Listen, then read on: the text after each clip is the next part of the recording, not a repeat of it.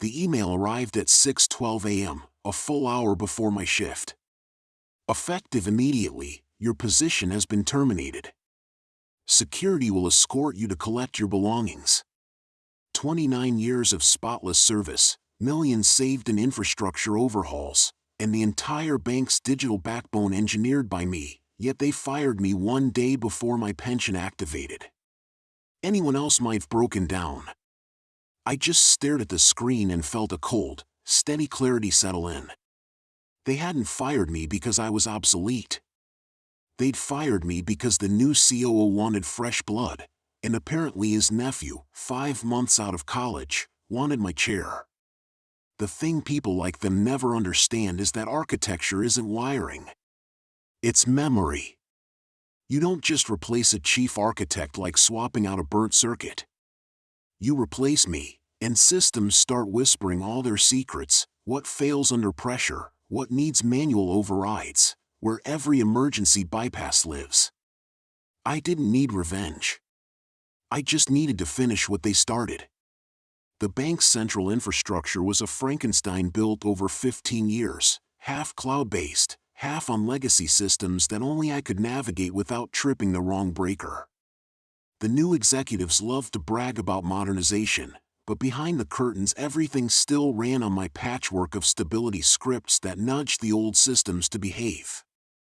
Without those, well, imagine teaching a dinosaur to tap dance and then firing the only trainer the night before a performance. My phone buzzed with messages from my team, people who weren't informed of my sudden departure. I wasn't allowed to respond. HR made that clear. But I didn't need to message anyone. My work was already set in place. 2 months prior, anticipating the new regime's growing arrogance, I had begun documenting everything, the entire architecture, dependencies, and vulnerabilities, into a sealed, legally protected archive that only activated when my ID was removed from the system. At 9 a.m., 1 hour after they disabled my access, the archive executed itself. In the main operations center, screens began blinking amber. Restricted modules reverted to safe mode.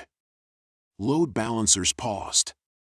The transaction kernel locked itself, requiring a master credential set I had defined years earlier, credentials the COO never bothered to obtain because that's what IT is for. The drama unfolded live across the country. ATMs failed first. Then branch terminals. Then online services. By noon, half the bank's national operations went dark, not because anything was broken, but because my exit triggered the failsafes I designed to prevent catastrophic errors, failsafes that now interpreted the leadership's recklessness as a threat.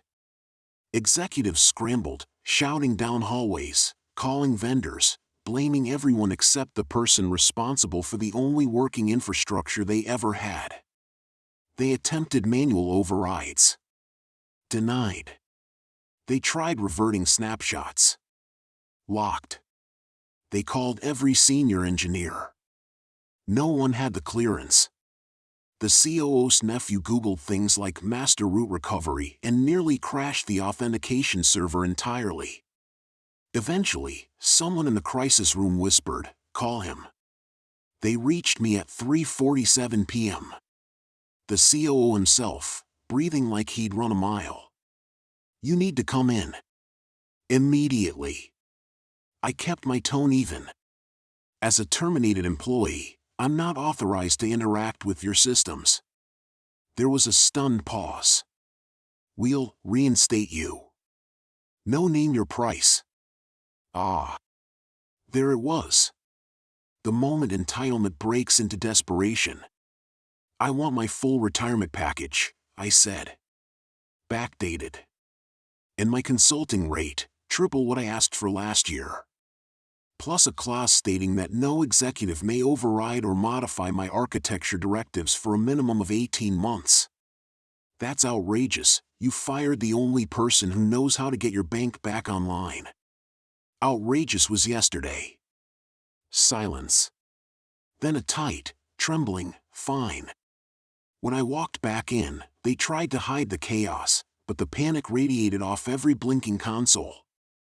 I didn't gloat. I didn't rub it in. I simply sat down, reactivated the stability protocols, relinked dependencies, and brought the entire national system back online in 46 minutes.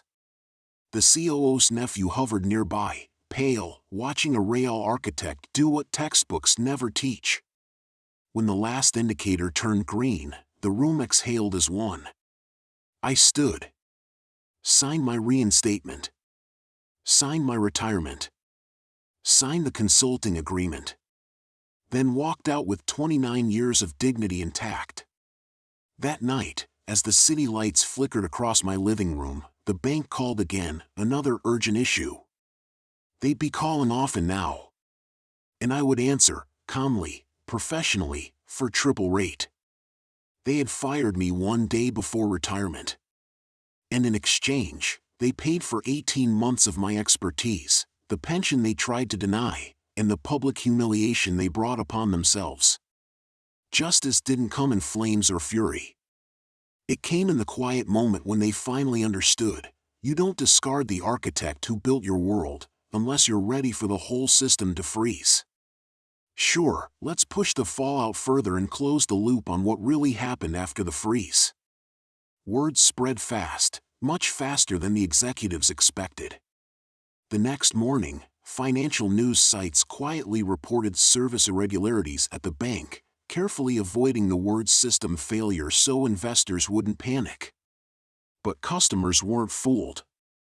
By noon, social media was an inferno of complaints: blocked debit cards, stalled paycheck deposits, mortgages stuck in limbo. People don't like being told their money is temporarily unavailable.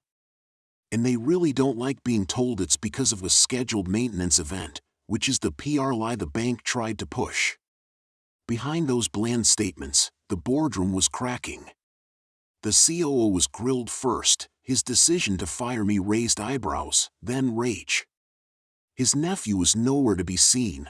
Rumor had it he had quietly taken an early leave of absence. By the end of the day, 3 executives were reassigned, HR restructured, and the internal email that fired me was scrubbed from the system, except I had a copy saved, time-stamped, with headers intact. They knew it. I knew it. And it was my insurance policy if anyone ever tried to undo our agreement.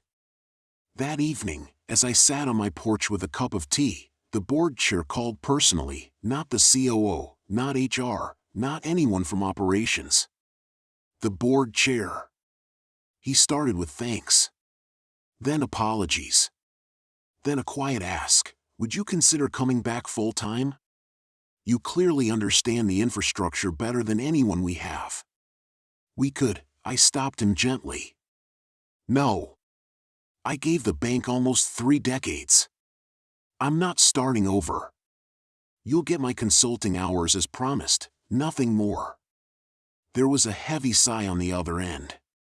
Not angry. Just defeated. Understood.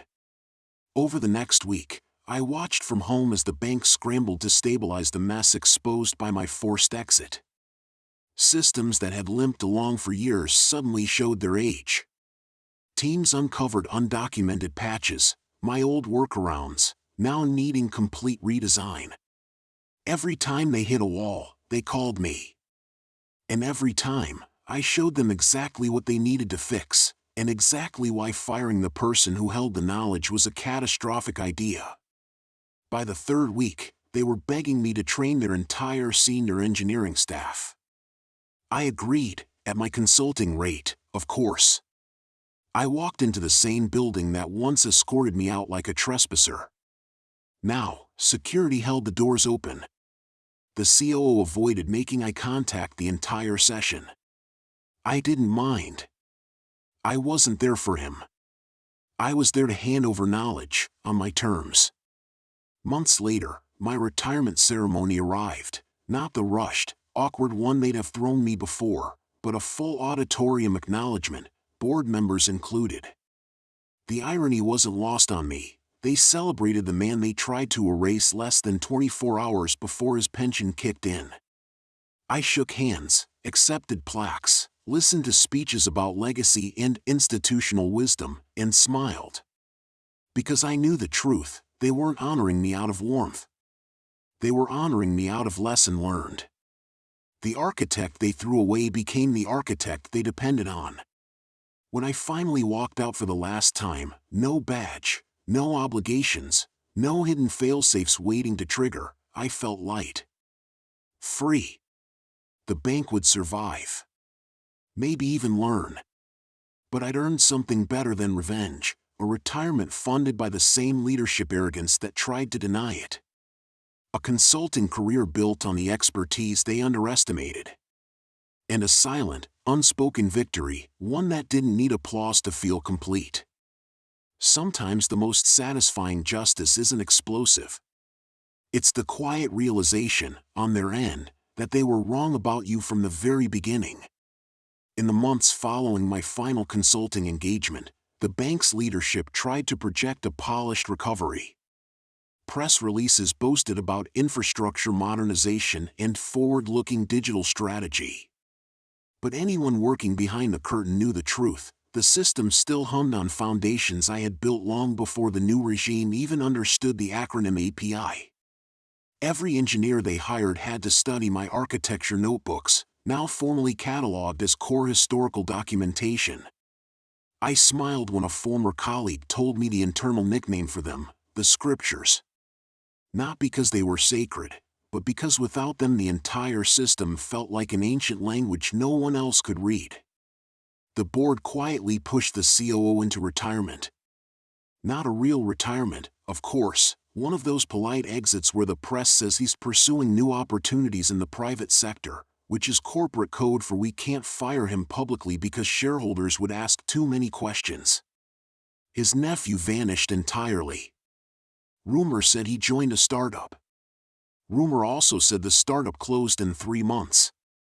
Meanwhile, I settled into a peaceful rhythm, consulting when I felt like it, gardening when I didn't, sipping my morning coffee with the lightness of someone who had survived a storm without letting it take a piece of him. Then one day, I got a message from a young engineer I had trained during my final weeks at the bank. It read, "They're finally rewriting the last legacy module. Thank you for leaving a map."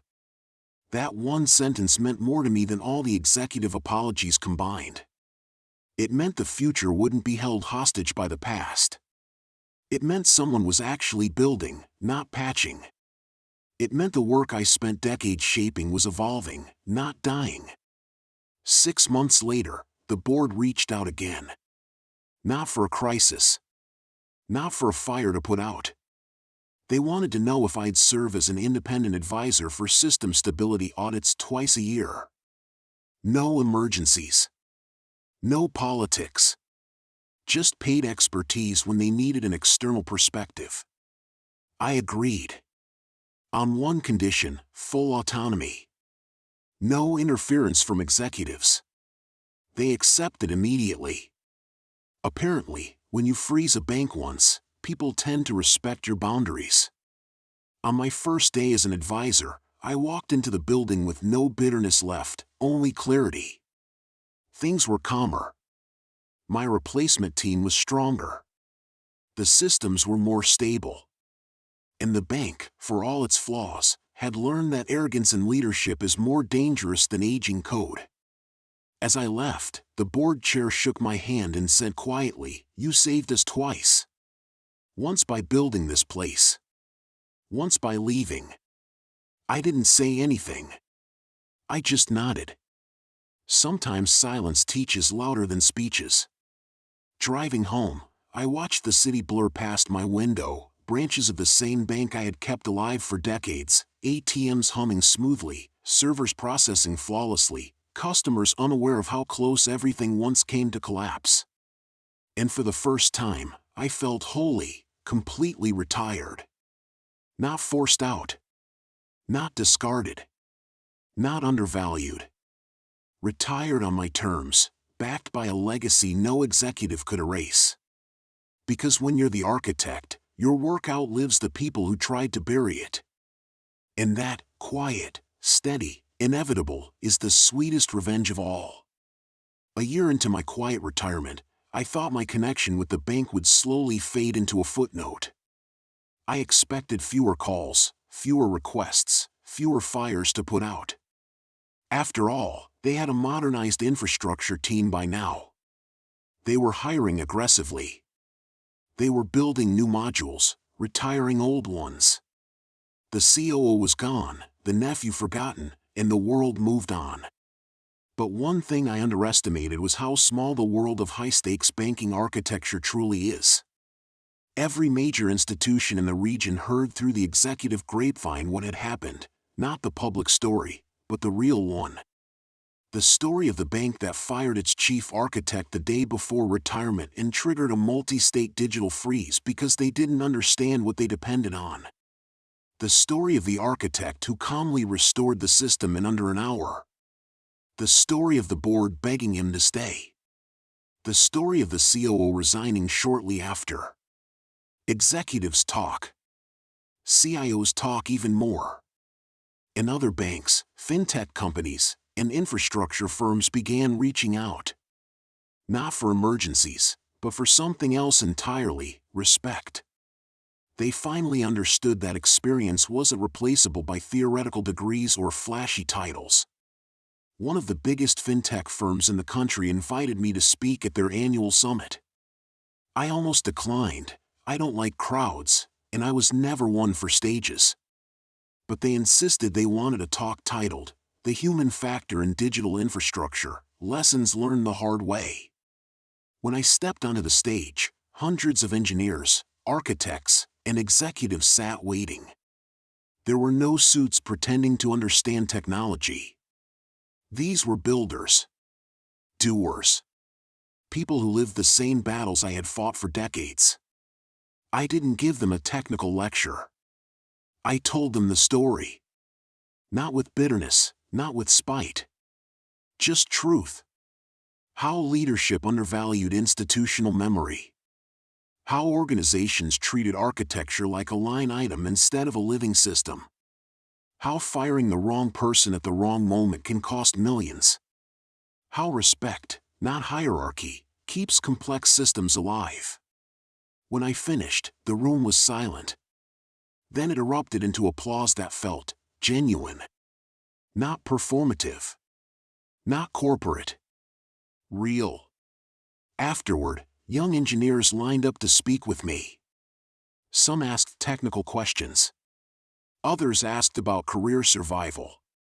One simply said, "I want to build systems that last." "How did you stay passionate for so long?" I shrugged. Because stability isn't glamorous, but it matters. And someone has to care enough to make it work. A few months later, I received a handwritten letter, rare these days, from one of the new senior architects at my old bank. It said, "You were right. Architecture isn't code, it's philosophy. We're still learning from you. Thank you for refusing to let bad leadership destroy decades of good work." I sat with that note for a long time. Longer than I expected. Revenge had been satisfying in the moment. But this, knowing the right people had picked up the torch and were honoring the foundation I built, this was something else entirely. It was closure. Now, in my quieter days, when I sit on my back porch watching the sun go down, I realize something important. I didn't just freeze their bank.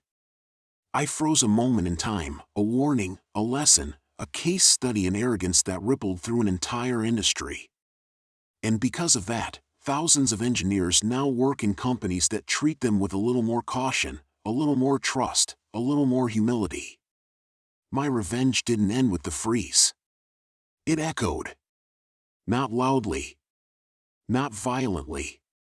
But steadily, like code running in the background of an enormous system, quiet, invisible, essential.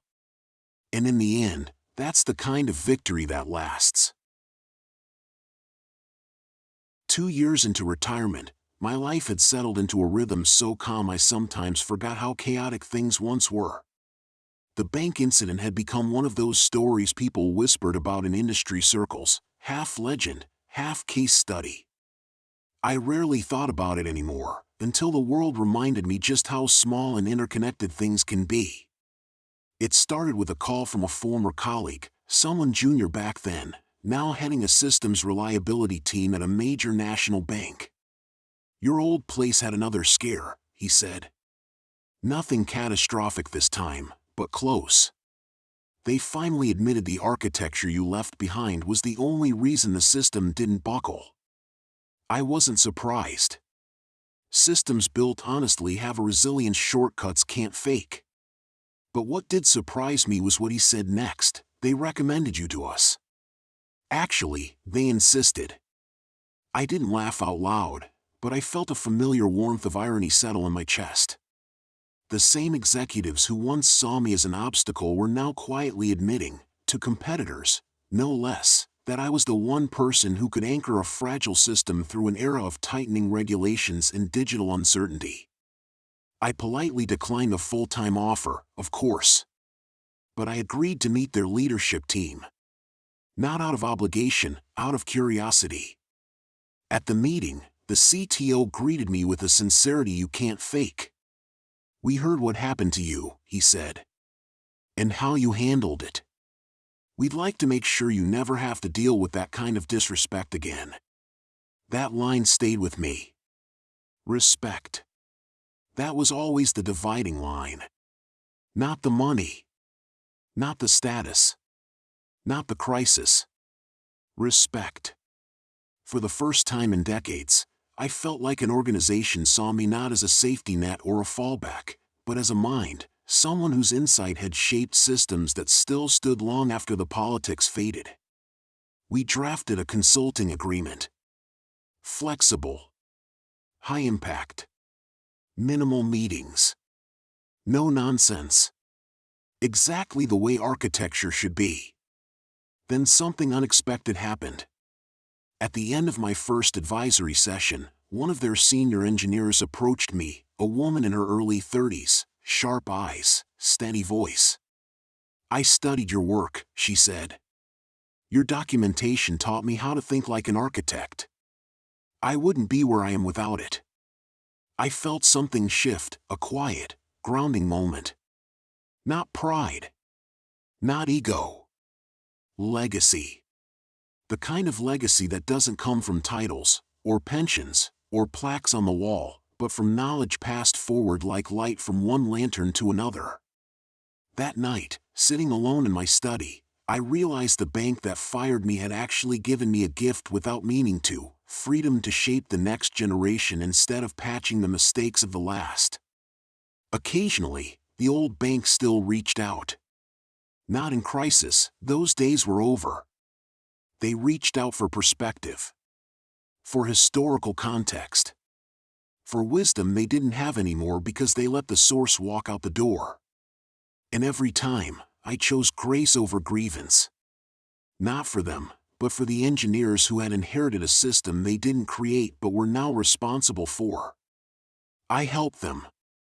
I guided them. And I never once mentioned the day they fired me before retirement. Some things don't need to be said to be understood. Years later, at a cybersecurity conference, the new CIO of my old bank approached me with a quiet smile. "You changed how we treat senior engineers," she said. "Your story is required reading for all new executives." I didn't expect that. I didn't need it. But it meant something. Not revenge. Not vindication. Just a simple, human acknowledgement: you mattered. Your work mattered. And what happened should never happen again. In the end, I didn't just freeze a bank system. I melted an old culture. And from that thaw came something better: a world where people like me, like you, like every architect and engineer holding the digital world together, might finally get the respect they deserve. Quietly. Steadily. I had one. The truth was, Leonard hadn't left them helpless just for the spectacle of it. He wanted them to feel something deeper, an echo of every meeting where they dismissed him, every late-night call he'd taken alone, every broken promise about reviewing his retirement package soon. He hadn't sabotaged out of malice. He had simply withdrawn the invisible labor that had kept them afloat for 27 years. So when the board finally gathered in the dim, glass-walled room overlooking the dead trading floor, they faced a silence none of them had ever heard before, the silence of a bank that couldn't transact, couldn't report, couldn't even open its doors to customers without risking legal exposure. Meanwhile, Leonard drove north along the empty winter highway. Snow tapped lightly against the windshield, the kind of soft, persistent sound that loosens knots inside a man. With every mile, the corporate world felt smaller behind him, shrinking like a bad memory. His phone buzzed beside him. Unknown number. He let it ring. Then again. And again. When it vibrated a fourth time, he sighed and answered, not out of pity, but out of curiosity.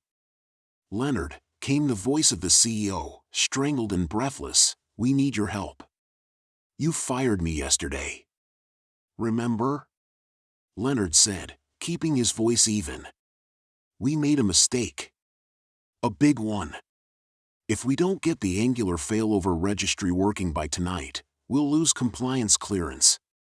Regulators are already calling." Leonard let the silence stretch. He didn't enjoy their panic, but there was a satisfaction in hearing people who had once spoken down to him now weighing every word. "We'll pay your full retirement," the CEO added quickly. "Your pension. Your benefits. Everything." "That won't be enough," Leonard said softly. He could almost hear the man swallow. "Name it." "I want the team protected," Leonard said. "The junior engineers. No layoffs tied to this outage." "They didn't fire me, your board did." The CEO hesitated. "That's difficult." "Then so is your problem." Another long pause. Finally, "Fine." "Fine," agreed. "Just, please come back." "I'm not coming back." "What?" "I'll fix it from where I am. Remotely. But after tonight, you'll never hear from me again." The CEO didn't argue. He couldn't afford to. Leonard pulled over at a rest stop blanketed with untouched snow, set his laptop on the passenger seat, and connected to the emergency back door he'd kept, not as a weapon, but as a safety net. The bank had never understood how fragile their architecture really was. It wasn't malicious design, it was simply a system that had grown around him like a living organism, dependent on the one mind that could interpret its skeleton. Lines of code streamed across his screen. He patched, rebalanced, recalibrated the registry entries. The new CTO, whose ego had eclipsed his talent, had wiped out in a misguided cleanup project. There had been no grand sabotage. No malice. Just their ignorance meeting reality without his quiet hands holding it together. 2 hours later, the bank's trading floor flickered back to life.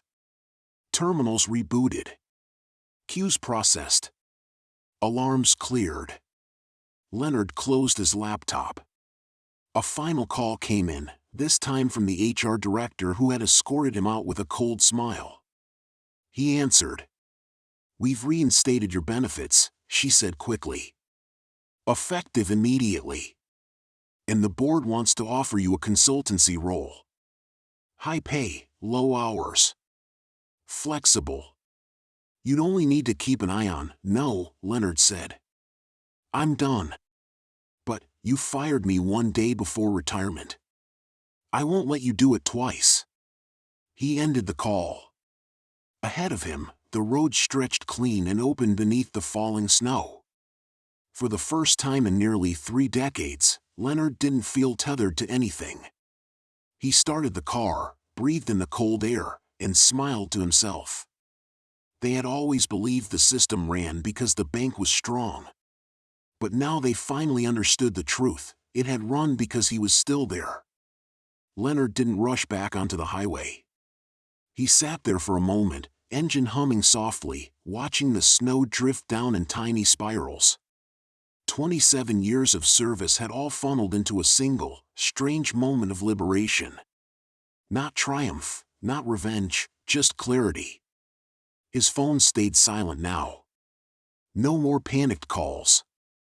No more corporate emergencies disguised as quick questions. Just the quiet. He pulled back onto the road and headed north until the forest thickened on both sides. Eventually, he reached a turnout overlooking a frozen lake, the kind of place he used to picture back when he fantasized about retirement during late-night patch deployments. He stepped out into the cold. It bit at his cheeks, sharp and honest in a way the boardroom never was. For the first time in years, Leonard felt unburdened. He didn't owe them anything anymore, not his weekends, not his sleep, not his sanity. He had upheld his end of the bargain. They were the ones who had broken it. And now, without him tethered to their infrastructure, they'd finally be forced to build systems properly, instead of relying on duct tape and a man they didn't value. He walked to a bench that overlooked the lake and sat down, the wood creaking under him. He watched clouds move lazily across the sky. He felt something unfamiliar settle over him.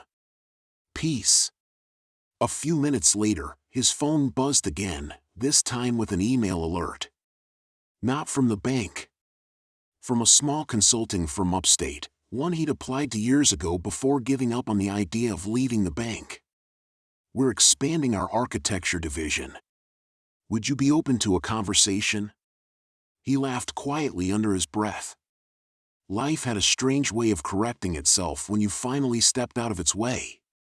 He typed a simple reply, happy to talk. Next week works.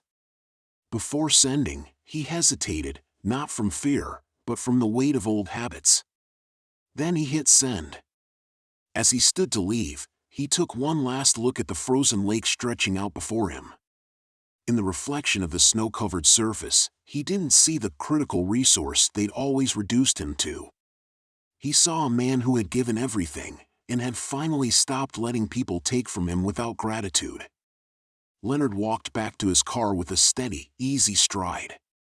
Tomorrow, the bank would scramble to rewrite policies, restructure teams, and pretend the crisis had never been their fault. Tomorrow, executives would craft careful narratives to save their reputations. Tomorrow, the world would move on. But tonight? Tonight, for the first time in decades, Leonard slept without worrying about a server alert, a missed patch, a broken pipeline, or a CFO who insisted on 3 a.m. final review calls. The bank still existed because he let it. He existed freely now because he finally chose himself. And as he drifted off in the warm glow of a small lakeside inn, he felt something he hadn't felt in years, a future that actually belonged to him. Leonard woke the next morning to a quiet he hadn't heard in years. No vibrating alerts on his nightstand.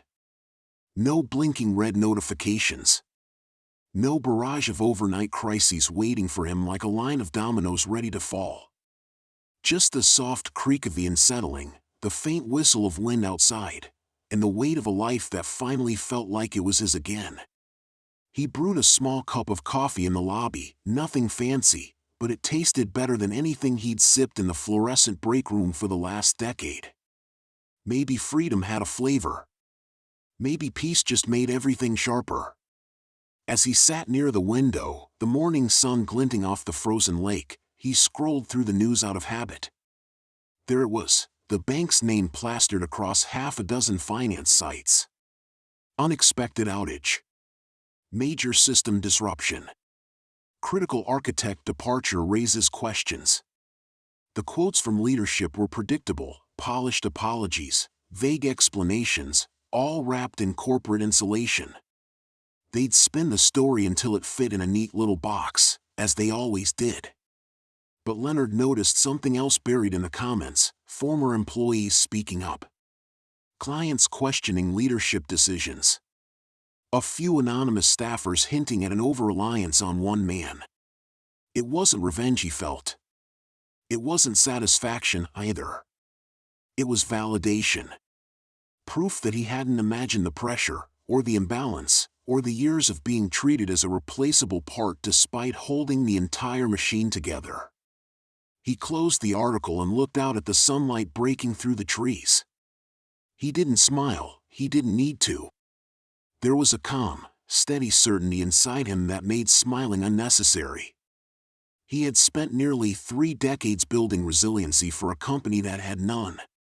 Now he was finally building some for himself. And the world was already opening doors. The consulting firm.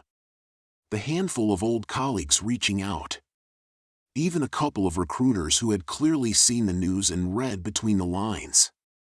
His life wasn't ending at retirement, it was starting without permission.